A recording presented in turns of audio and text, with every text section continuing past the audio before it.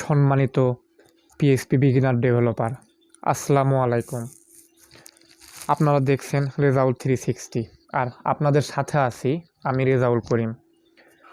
তো আজ থেকে শুরু করতে যাচ্ছি পিএইচপির একটি ই-কমার্স প্রজেক্ট। এই ই-কমার্স প্রজেক্ট সিরিজ টিউটোরিয়ালটি যদি আপনারা ফলো করেন তাহলে পিএইচপির উপর অনেকটাই আপনাদের কনসেপ্ট ক্লিয়ার হয়ে যাবে। আপনারা যারা বিগিনার, মূলত আমার এই ভিডিওটি বিগিনারদের জন্যই।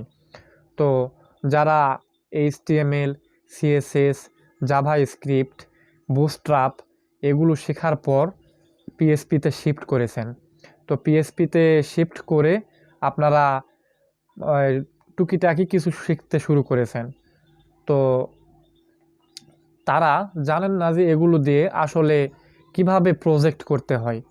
তো তাদের কথা চিন্তা করে আমি আজ থেকে শুরু করতে যাচ্ছি ই-কমার্স প্রজেক্ট টিউটোরিয়াল।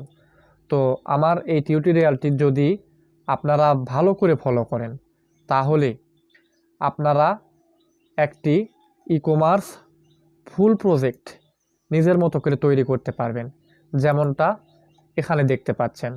তো এখানে একটি ওয়েবসাইট দেখতে পাচ্ছেন, এখানে যা কিছু আছে এটা একটি পুরো স্ট্যাটিক ওয়েবসাইট। তো এই স্ট্যাটিক ওয়েবসাইটটির আমি সব কিছু আপনাদেরকে দিয়ে দেব, আমি সেখান থেকে আপনারা ডাউনলোড করে নেবেন। আর আমি মূলত আপনাদেরকে পিএইচপির কাজগুলোই দেখাবো, পিএইচপি এবং ডেটাবেজ মাইএসকিউএলআই এই কাজগুলোই আমি আপনাদেরকে দেখাবো। তো তারপর আপনারা আমার সাথে সাথে যদি কাজ করেন তাহলে ঠিক এরকম একটি ওয়েবসাইটকে আপনারা ডাইনামিক আকারে তৈরি করতে পারবেন। তো এই যে দেখতেছেন, তো এখানে দেখেন, এখানে পেমেন্ট গেটওয়েগুলো আছে। আপনারাও আপনাদের মতো করে পেমেন্ট গেটওয়ে তৈরি করে নিতে পারবেন। চাইলে বাংলাদেশের পেমেন্ট গেটওয়েও ওখানে অ্যাড করে দিতে পারেন।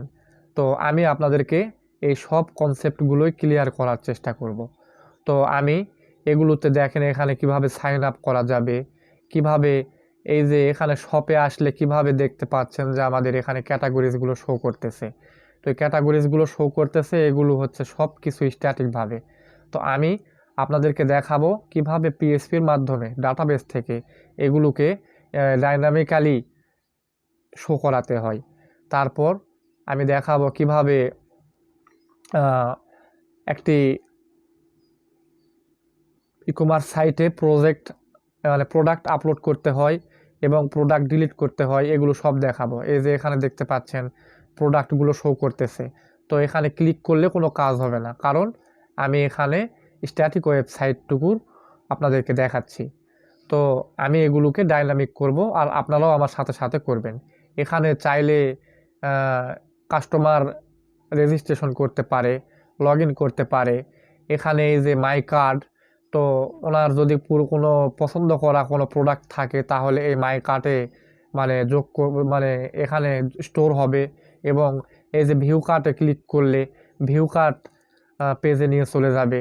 তারপর সেখান থেকে কিভাবে পারচেস করবে এগুলো সব আপনাদেরকে ধীরে ধীরে দেখাবো, তো একদম ডাইনামিক্যালি। তো তার আগে আপনাদেরকে অবশ্যই পিএইচপির বেসিক কনসেপ্টগুলো ক্লিয়ার করে আসতে হবে, কারণ আপনাদেরকে জানতে হবে পিএইচপি কি, পিএইচপি কিভাবে কাজ করে, এবং মাইএসকিউএলআই ডেটাবেস কি, এবং অবজেক্ট ওরিয়েন্টেড প্রোগ্রামিং পিএইচপি কি, এগুলো আপনাদেরকে অবশ্যই জানতে হবে। না জানলে আপনারা এই আমার কাজগুলোর কোনো কিছুই বুঝতে পারবেন না। আপনাদেরকে জানতে হবে ক্লাস কি, আপনাদেরকে জানতে হবে অবজেক্ট কি, ফাংশন কি, এগুলো অবশ্যই আপনাদেরকে জানতে হবে। তারপর এই যে এটা দেখলেন, তারপরে এটা ফ্রন্ট এন্ড সাইট, তো আপনারা দেখতে পাচ্ছেন এটা কাস্টমার সাইট। তো এই পুরো সাইটটিকে কিভাবে ড্যাশবোর্ড থেকে হ্যান্ডেলিং করা যায় সেগুলো আপনাদেরকে দেখাবো।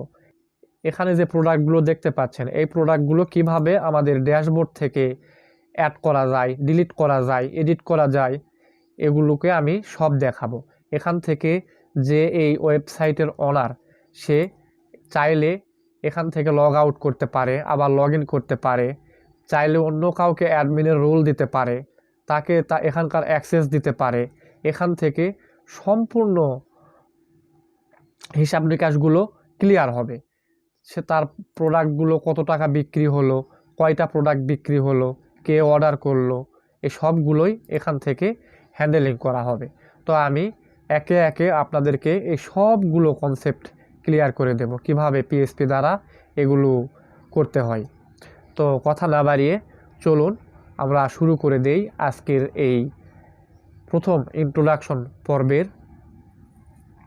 কার্যক্রমটি। তো তার জন্য আপনাদেরকে অবশ্যই আপনাদের লোকাল সার্ভারটি ইনস্টল করা থাকতে হবে আপনাদের পিসিতে। আর এই যে আমার কম্পিউটারে ডেস্কটপে যে ফোল্ডারটি দেখতে পাচ্ছেন, এখানেই মূলত আমার সব রকমের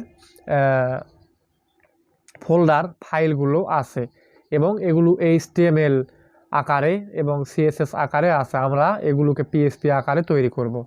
তো তারপর যেটা বলবো, আমাদের আজকে প্রথম কাজ হবে আমরা কিভাবে একটি ডেটাবেস ক্রিয়েট করব এবং ডেটাবেসে একটি রেজিস্ট্রেশন, অর্থাৎ প্রথমে যে এই ওয়েবসাইটের অনার সে রেজিস্ট্রেশন করার পর তার ওয়েবসাইটের অ্যাক্সেসটি পেয়ে যাবে। তারপর থেকে তাকে আর রেজিস্ট্রেশন করতে হবে না, তারপর থেকে তাকে লগ ইন করেই তারপর থেকে তাকে আর রেজিস্ট্রেশন করতে হবে না, সে লগ ইন করেই তার সাইটে প্রবেশ করতে পারে এবং তার যাবতীয় কাজকর্ম চালিয়ে যেতে পারে। তো আমাদের এই স্ট্যাটিক এই ফর্মটি যেটা দেখতে পাচ্ছেন, এখানে কোনো কাজ হবে না, এখানে কোনো অ্যাকশন হবে না, কারণ এখানে ব্যাকএন্ডের কোনো কাজ করা নেই। তো আমি আজকে মূলত যেটা করব সেটা হচ্ছে একটি ডাটাবেস ক্রিয়েট করব এবং ডেটাবেস থেকে আমি একটি অ্যাডমিনকে ইনসার্ট করব। তারপর আগামী পর্বে আমরা একটি লগ ইন ফর্ম তৈরি করব এবং সেই লগ ইন ফর্ম ডাইনামিক্যালিভাবে লগ ইন করার পর আমাদের পরবর্তী কার্যক্রম শুরু হবে। তো চলুন কথা না বাড়িয়ে শুরু করে দেই। তার জন্য আমি প্রথমে আমার এই যে জ্যাম্প সার্ভারটিকে ওপেন করে নেব এবং এখান থেকে আমি অ্যাপাচি এবং মাইএসকিউএল স্টার্ট করে দেব। তারপর আমি এই যে ডেস্কটপে যেই ফোল্ডারটা দেখতে পাচ্ছেন, এই ফোল্ডারটার ভিতরে মূলত সব কিছুই আছে।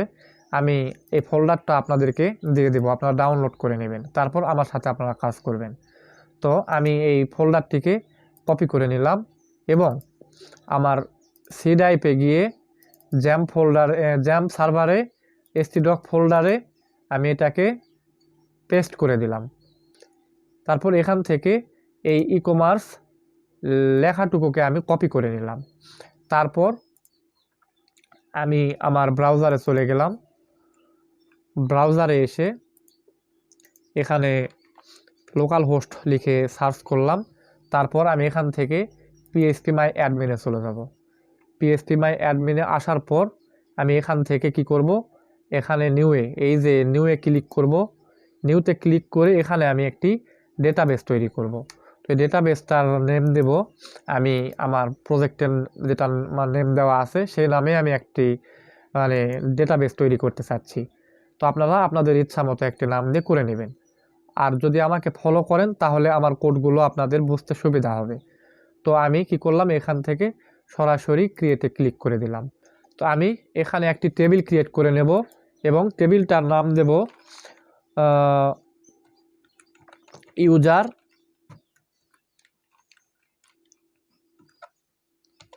অ্যাডমিন। তো এই যে দেখতে পাচ্ছেন আপনারা, এখানে কখনোই কোনো স্পেস দেওয়া যাবে না এবং হাইপেন ইউজ করা যাবে না।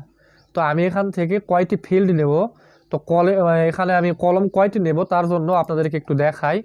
তো আমাদের ওয়েবসাইটটির যে অনার হবে, যে ওয়েবসাইটটির মালিক, সে যখন প্রথমে বা যাকে অ্যাডমিন রোল দিবে সে যখন প্রথমে রেজিস্ট্রেশন করবে তখন তাকে এই যে তার ফার্স্ট নেম দিতে হবে, লাস্ট নেম দিতে হবে, ইমেইল দিতে হবে, তার পাসওয়ার্ড দিতে হবে।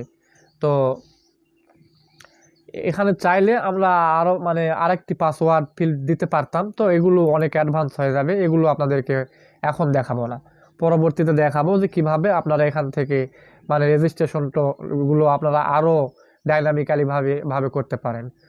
তো তাহলে আমরা কয়টি ফিল্ড নেব? 1টি 2টি 3টি 4টি এবং একটি আইডি হবে, 5টি আমরা ফিল্ড নেব। তো 5টি ফিল্ড আমরা এখান থেকে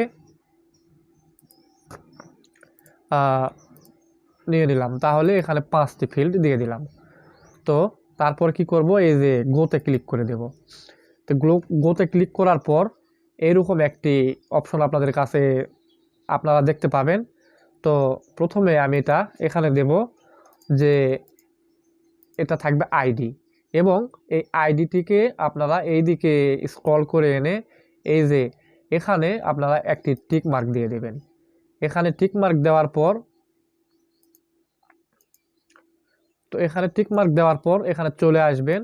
আসার পর এখান থেকে কি করবেন, একটি প্রথমে আমরা কি দেব, এখানে যে এফ নেম, আমি প্রথমে দেব এফ নেম, তারপর এটা হবে ভার্কার, তারপর আমি দেব এল নেম,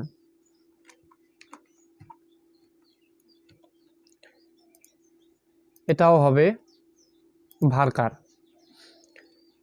তারপর দেব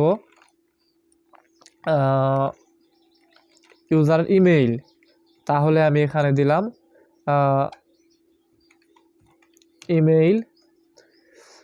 ইমেইলটিও হবে ভার্কার, তারপর এখানে আমি পাসওয়ার্ড দেব।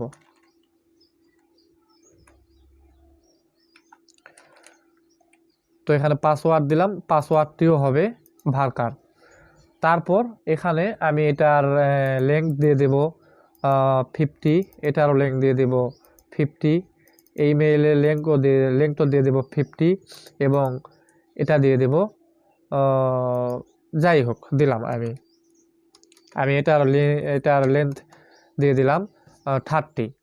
তো এখন এখানে আর কিছু পরিবর্তন করার প্রয়োজন নেই, আপনারা কি করবেন, সোজা এখানে সেভে ক্লিক দিবেন, তারপর দেখবেন আপনাদের টেবিলটি সুন্দরভাবে ক্রিয়েট হয়ে গেছে।